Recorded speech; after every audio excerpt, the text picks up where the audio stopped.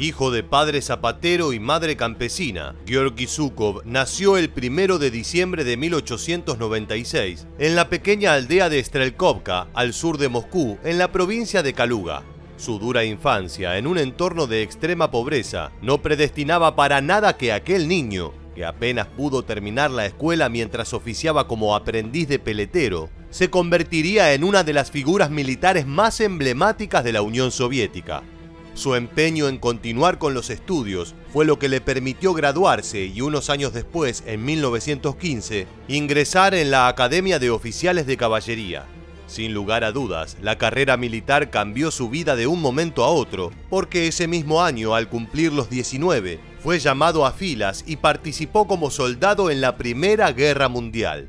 No tardó mucho en destacarse en ese conflicto, en el cual recibió 2 veces la Orden de la Cruz de San Jorge por su valor en batalla, y fue ascendido al rango de oficial no comisionado. Finalizada la Gran Guerra, se afilió al Partido Comunista. Su perfil le permitió escalar posiciones rápidamente. Era la combinación perfecta entre la aptitud militar y un origen campesino humilde. Así continuó su formación hasta que llegó a ser comandante de diversas unidades del Ejército Rojo.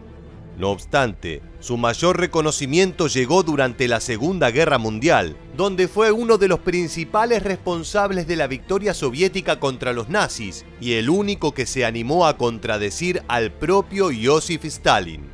Pero ¿cómo es que un militar de origen campesino pudo llegar a enfrentarse al máximo líder de la Unión Soviética? ¿Y cuáles fueron sus increíbles hazañas durante la Segunda Guerra Mundial? Si quieres conocer las respuestas, quédate con nosotros y acompáñanos a desandar los pasos de un hombre que tuvo una vida militar de película, Georgi Zhukov. ¿Estás listo? Pues entonces prepárate para viajar en el tiempo. La leyenda del héroe soviético Georgi Zhukov comenzó a consolidarse un año antes de que se desatara la guerra contra la Alemania nazi. Zhukov destacaba por su detallada planificación, estricta disciplina y rigor. Sus primeras víctimas como oficial fueron los japoneses en 1938, cuando tuvo lugar un conflicto militar que enfrentó a la URSS contra Japón, en la frontera entre Mongolia y el territorio de Manchukuo. El ejército Guandong, una formación de élite japonesa, intentó ocupar tierras soviéticas mediante una fuerza de 80.000 soldados, 180 carros de combate y 450 aviones. Lo que no sabían era que del otro lado los esperaba un experto estratega.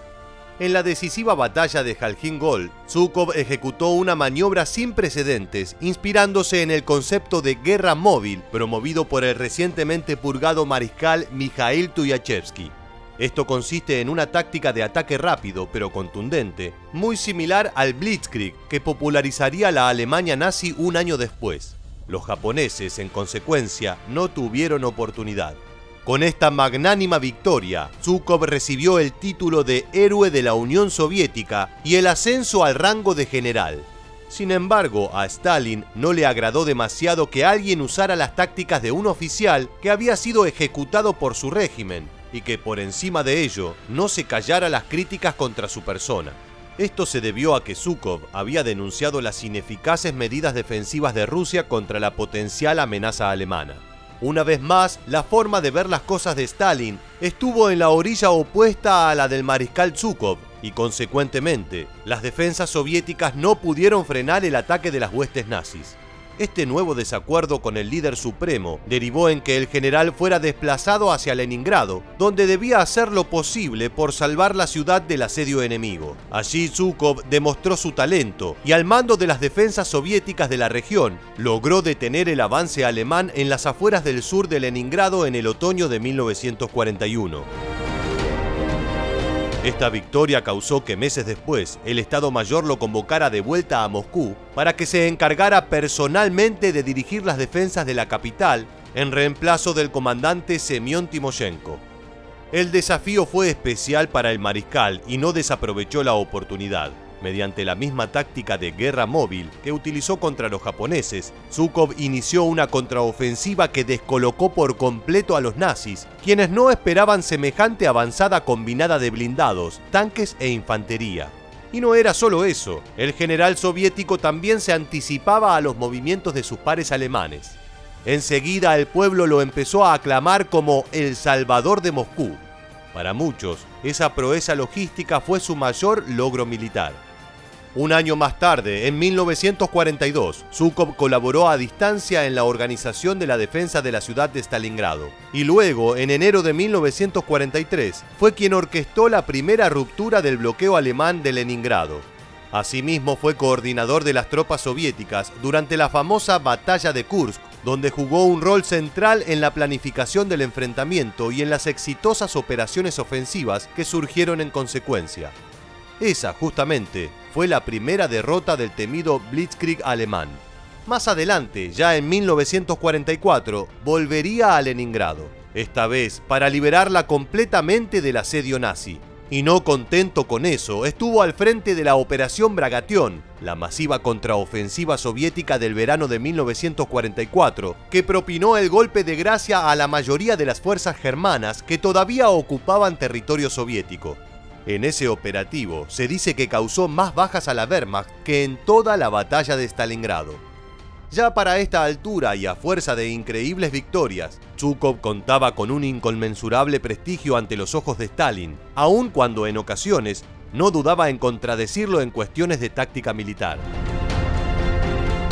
La mencionada Operación Bagration fue un punto de inflexión a raíz del cual el Ejército Rojo comenzó el asalto final contra los alemanes, que culminó con la captura de Berlín en mayo de 1945. De hecho, el mariscal alemán Wilhelm Keitel firmó ante Georgi Zhúkov el acta oficial de rendición de la Alemania nazi. Como habrás podido apreciar, los logros militares del mariscal de origen campesino eran envidiables. Esto le valió la admiración y el respeto de sus pares, así como también del mismísimo general estadounidense y supremo comandante occidental de los aliados, Dwight Eisenhower, quien no dudó en solicitarle un viaje juntos por la Unión Soviética luego de finalizada la guerra. Al mismo tiempo, Zhúkov fue designado como jefe máximo de las tropas de ocupación soviéticas en Alemania. En ese cargo, convenció a Stalin para que le permitiera mejorar la alimentación a aquellos integrantes del pueblo alemán que no habían sido partidarios del nazismo. Todo esto le valió una enorme popularidad, ya no solo entre sus pares oficiales, sino entre los soldados y más aún, entre el pueblo soviético. Pero claro, finalizado el conflicto y vista su fama y el gran acercamiento con el máximo referente de Estados Unidos, Stalin no aguantó más la situación y lo destinó en 1946 a pequeñas jefaturas militares en Odessa y en los Montes Urales, alejándolo de Moscú. El prestigioso héroe soviético pudo regresar recién a la capital a ocupar cargos más acordes a su nivel en 1953, luego de la muerte de Stalin y con la llegada de Nikita Khrushchev al poder. 3 años después, incluso, alcanzó a ser nombrado ministro de Defensa de la URSS. El mariscal pionero en la guerra móvil, debido a unos desacuerdos políticos que lo alejaron de la luz pública, murió en el olvido en la cama de un hospital de Moscú a causa de un ataque cardíaco. Tenía 78 años. Desde aquel 18 de junio de 1974, las cenizas de este héroe soviético se hallan depositadas en la necrópolis de la muralla del Kremlin. Así llegamos al final del video y te preguntamos, ¿cuál crees que fue la victoria más importante del mariscal Zhúkov? Cuéntanos, déjanos tu respuesta en la bandeja aquí debajo y no olvides suscribirte y activar las notificaciones del canal. También recuerda seguirnos en Facebook e Instagram para conocer muchos más sucesos militares que dejaron su huella en la historia. Gracias y hasta el próximo video.